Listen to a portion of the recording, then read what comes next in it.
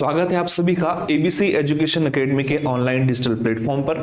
मैं विजय सेमवाल आज आप सभी के बीच में उत्तराखंड विषय को लेकर के एक महत्वपूर्ण टॉपिक पर डिस्कस करूंगा।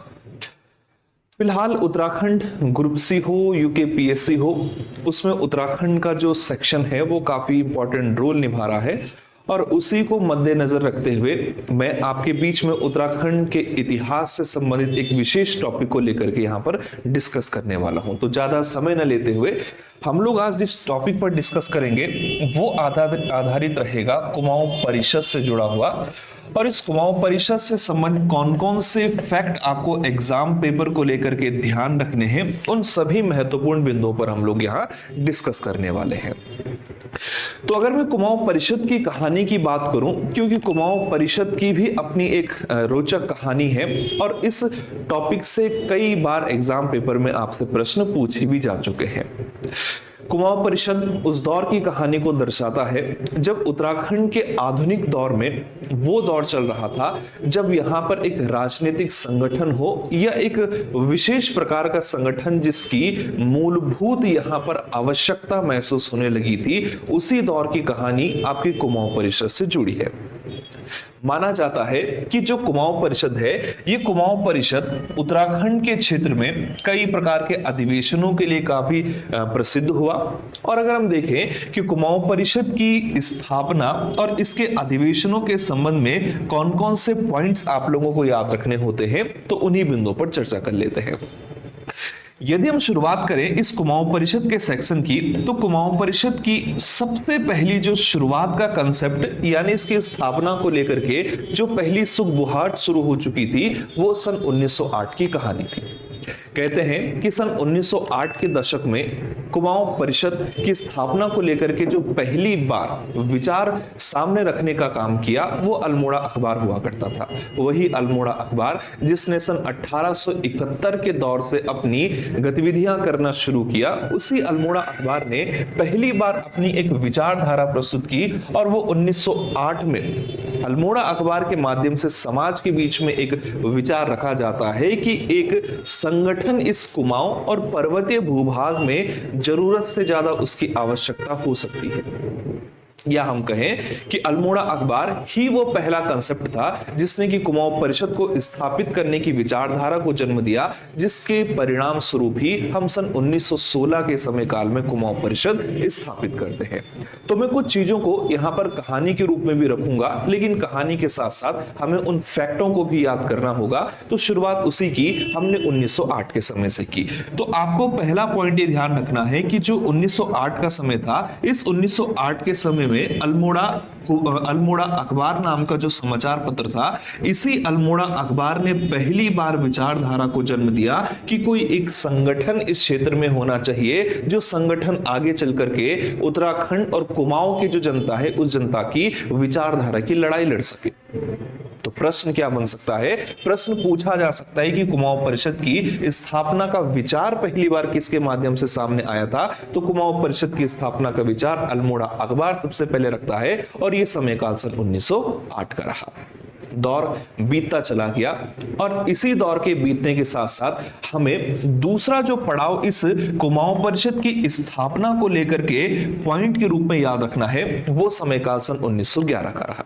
पहला पॉइंट मैंने कहा 1908, और 1908 में हम लोग देख रहे हैं कि अल्मोड़ा अखबार विचारधारा रख रहा है कि एक संगठन की आवश्यकता इस क्षेत्र में है, जो संगठन आपके कुमाऊं और उत्तराखंड की जो पब्लिक है उसकी विचारधारा की लड़ाई लड़ सके।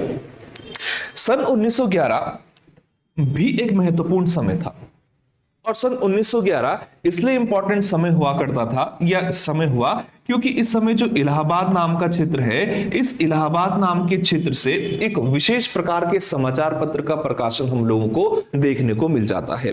हालांकि 1911 के इस समय काल में इलाहाबाद के क्षेत्र से जो समाचार पत्र का प्रकाशन होता था वो समाचार पत्र इलाहाबाद के क्षेत्र में लीडर के नाम से प्रसिद्ध था। जैसे उत्तराखंड में अल्मोड़ा अखबार का वर्चस्व था, ऐसे ही इलाहाबाद के क्षेत्र में अगर इस समय देखा जाए तो लीडर नाम के समाचार पत्र का वर्चस्व रहा।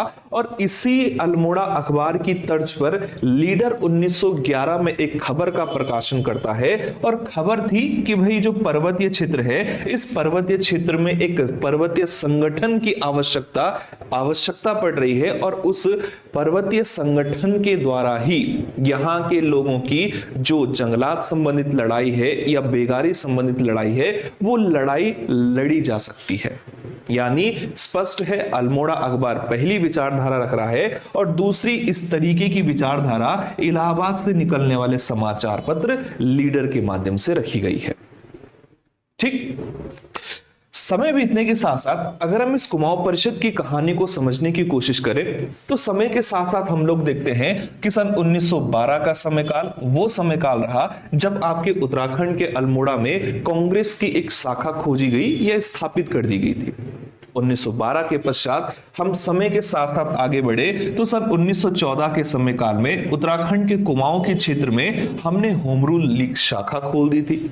लेकिन अभी भी वो संगठन यहां के लोगों को मिला नहीं था, जो संगठन उत्तराखंड के खासकर कुमाऊं के लोगों की लड़ाई, विचारधारा की लड़ाई लड़ सके।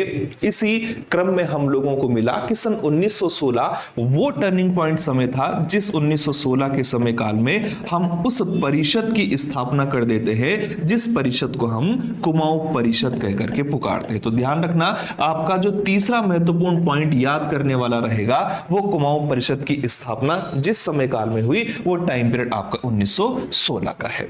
लेकिन अगर वो आपसे प्रश्न पूछता है कि कुमाऊं परिषद की स्थापना किस तारीख को हुई थी, तो आपको यह भी पॉइंट ध्यान रखना है कि 30 सितंबर 1916 ही वो समय काल था जब आपके कुमाऊं परिषद की स्थापना इस उत्तराखंड के कुमाऊं के मझेड़ा नाम की लोकेशन में कर दी जाती है। तो पहला पॉइंट ध्यान रखना, इस कुमाऊं परिषद से सीधा कंसेप्ट कनेक्ट करते हुए कि कुमाऊं परिषद का गठन आपने 30 सितंबर 1916 को कर दिया है।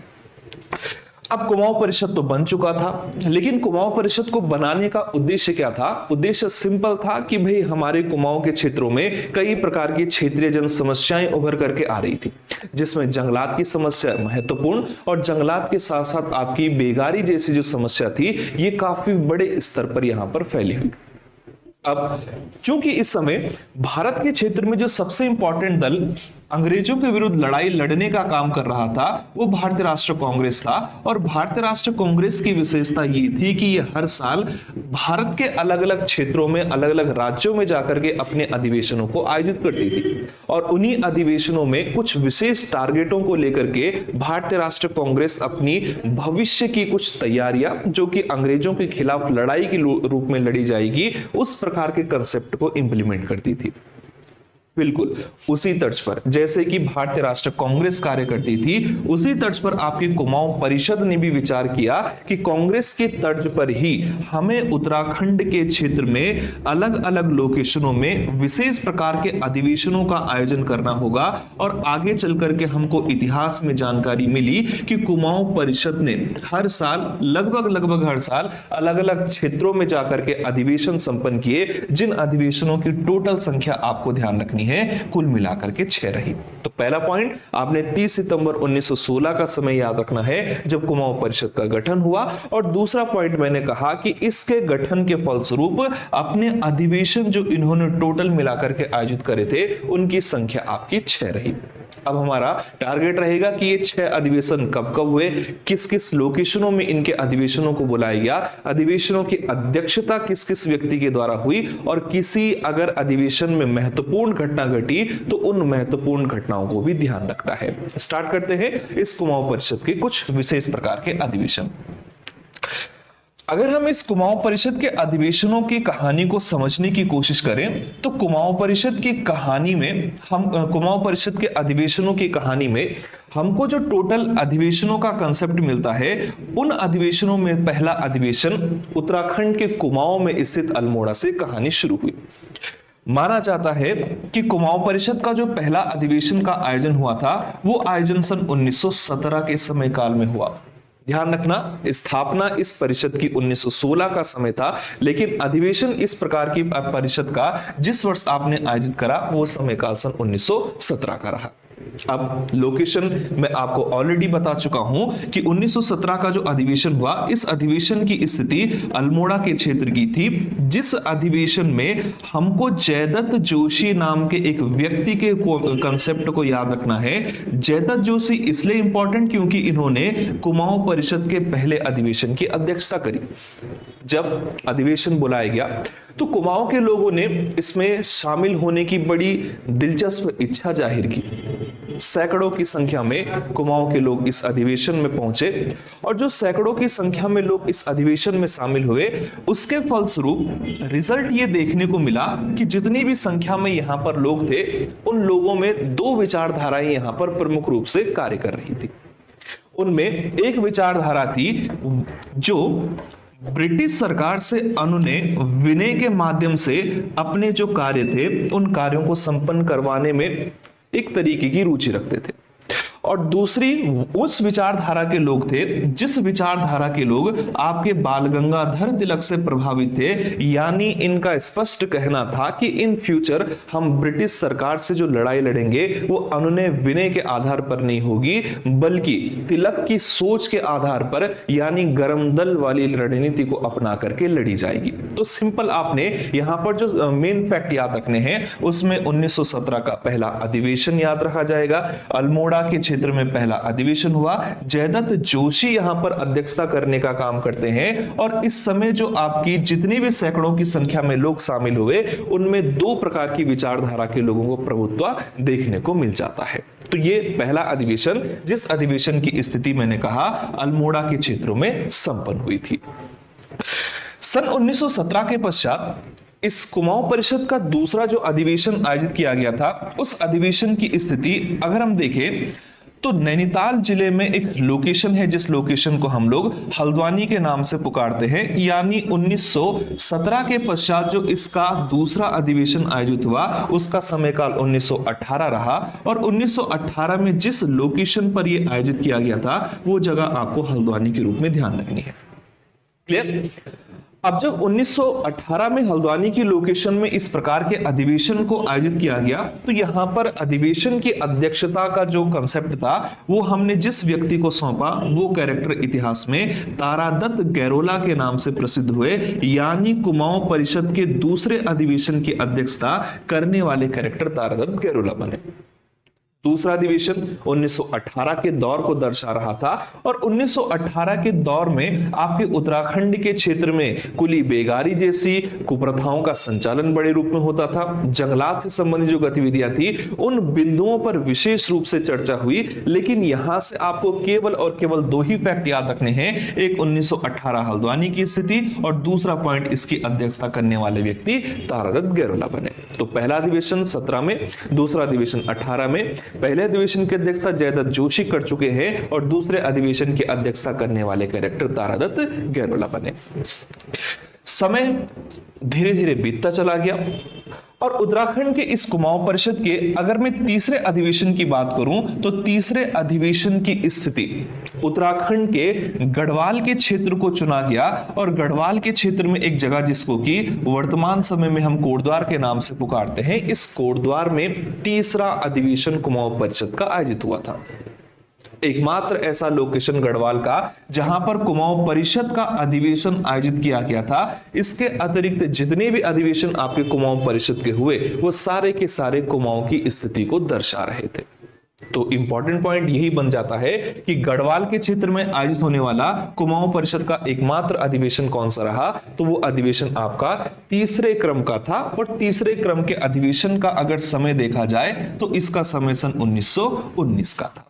यानी स्पष्ट है कि पहला अधिवेशन 17 में, दूसरा अधिवेशन 18 में, तीसरा अधिवेशन 19 में, तो लगातार 3 अधिवेशन कुमाऊं परिषद के हो चुके हैं। जहां अगर हम इस कोटद्वार वाले क्षेत्र की अधिवेशन की बात करें कि इसकी अध्यक्षता किसने करी थी, तो ध्यान रखना एक कैरेक्टर जिनको कि बद्रीदत्त जोशी कहकर के पुकारा जाता है, इस बद्रीदत्त जोशी नाम के व्यक्ति ने इस प्रकार के अधिवेशन की अध्यक्षता संपन्न की।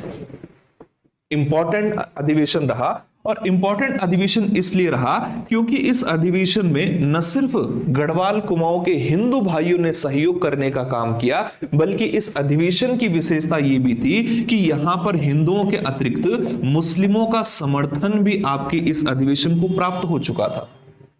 इस अधिवेशन में शामिल होने वाले व्यक्तियों में बद्रीदत्त पांडे जैसे व्यक्तित्व थे, जिस बद्रीदत्त पांडे के सहयोग के द्वारा कहा जाता है कि मुस्लिम समाज ने इस प्रकार के अधिवेशन में बढ़ चढ़ करके हिस्सा लिया। इसी कारण कहा जाता है कि जो तीसरा अधिवेशन है, ये तीसरा अधिवेशन हिंदू मुस्लिम की एकता का प्रतीक है। और अगर प्रश्न आए कि कुमाऊं में जो हिंदू मुस्लिम एकता के प्रणेता माने जाते हैं वो किसे कहा गया है, तो ध्यान रखना कि वो व्यक्ति आपके बद्रीदत्त पांडे हुआ करते हैं। तो बद्रीदत्त पांडे आपके कुमाऊं के क्षेत्र में हिंदू मुस्लिम एकता के प्रणेता माने जाते हैं। और ये तीसरा अधिवेशन जिसको कि आपने कोटद्वार के क्षेत्र में आयोजित किया, इसमें न सिर्फ मैंने कहा हिंदू शामिल हुआ, बल्कि हिंदुओं के अतिरिक्त मुस्लिमों की संख्या भी यहां पर काफी अधिकाधिक मात्रा में देखने को मिली थी।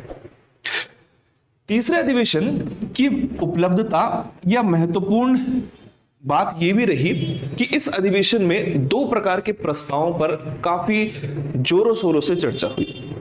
और उन प्रकार के बिंदुओं को अगर हम देखने की कोशिश करें तो उन बिंदुओं में से एक बिंदु हुआ करता था जिस बिंदु का संबंध आपके जंगलातों से जुड़ा था।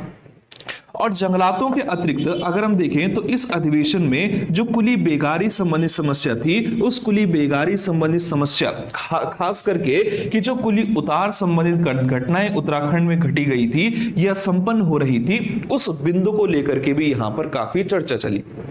प्रस्ताव लाए गए और प्रस्ताव में जो जंगलात संबंधित प्रस्ताव था, इस प्रस्ताव को एक तरीके से लाने का श्रेय प्रेम वल्लभ पंत के नाम वाले व्यक्ति को जाता है, या प्रेम वल्लभ पांडे इनको कहा गया।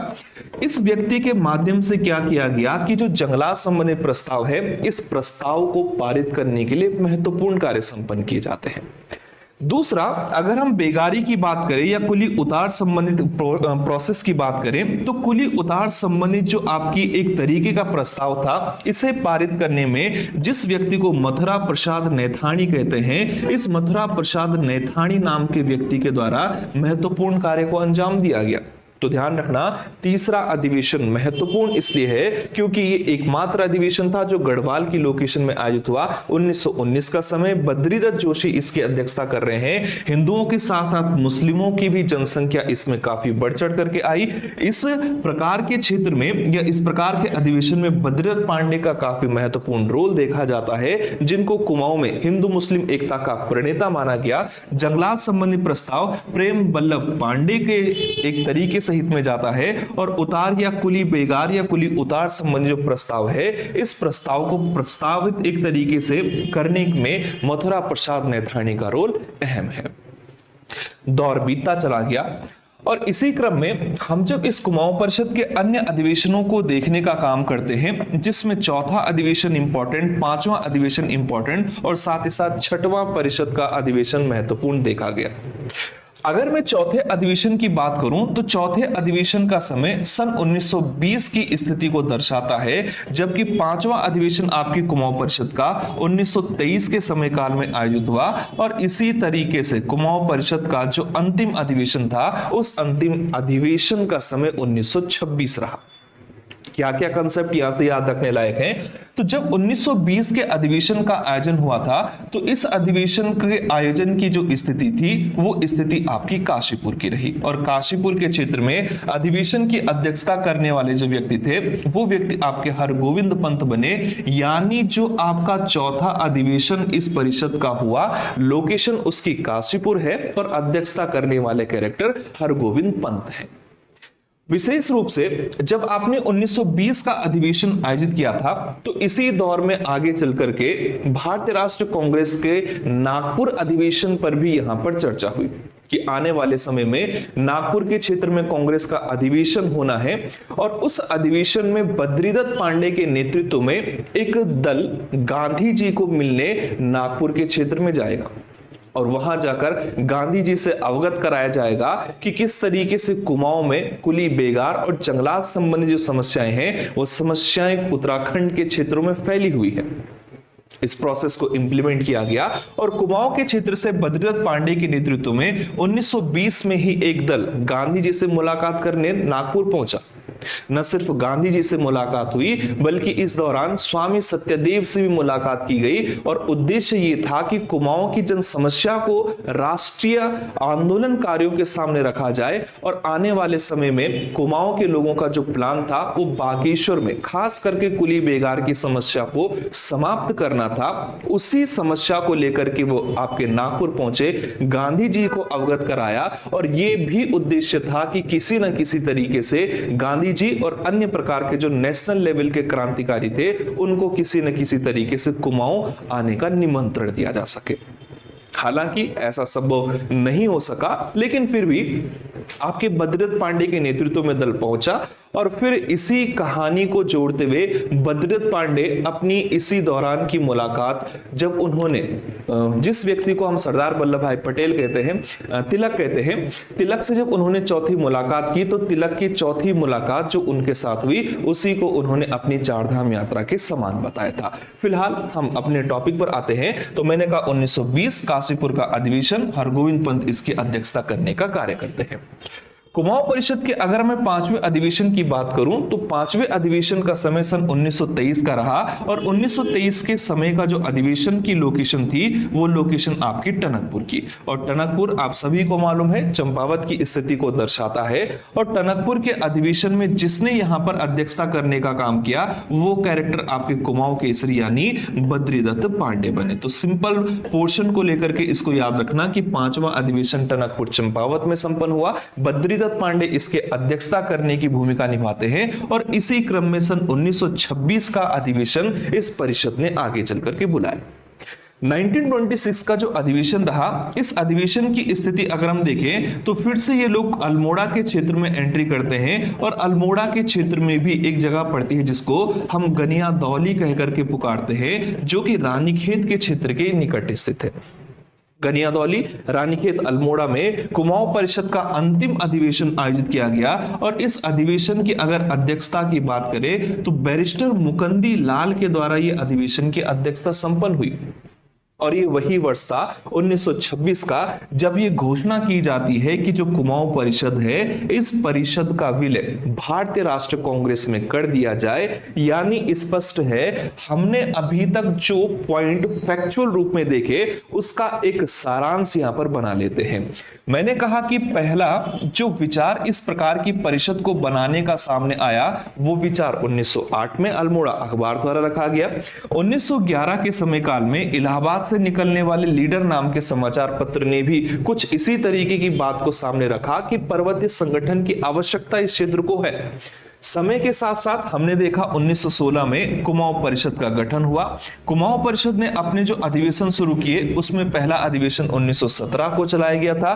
फिर इसी क्रम में 1918 का अधिवेशन हुआ, 1919 के अधिवेशन की हमने बात कही, 1920 में अधिवेशन हुआ, 1923 में अधिवेशन का आयोजन हुआ और इसी क्रम में आपने 1926 का अंतिम अधिवेशन बुलाया था। टोटल 6 अधिवेशन है और 6 में से अंतिम अधिवेशन 1926 में बुलाया जाता है जहां भारतीय राष्ट्रीय कांग्रेस में इस परिषद का विलय होने की घोषणा होती है। तो फिलहाल आज मैंने आपके सामने कुमाऊं परिषद को लेकर के जो भी महत्वपूर्ण बिंदु थे उन बिंदुओं पर चर्चा की। इसी तरीके से हम लोग और भी विशेष प्रकार के टॉपिकों को लेकर के आपके सामने उपस्थित रहेंगे। तो फिलहाल आज के लिए इतना ही, धन्यवाद।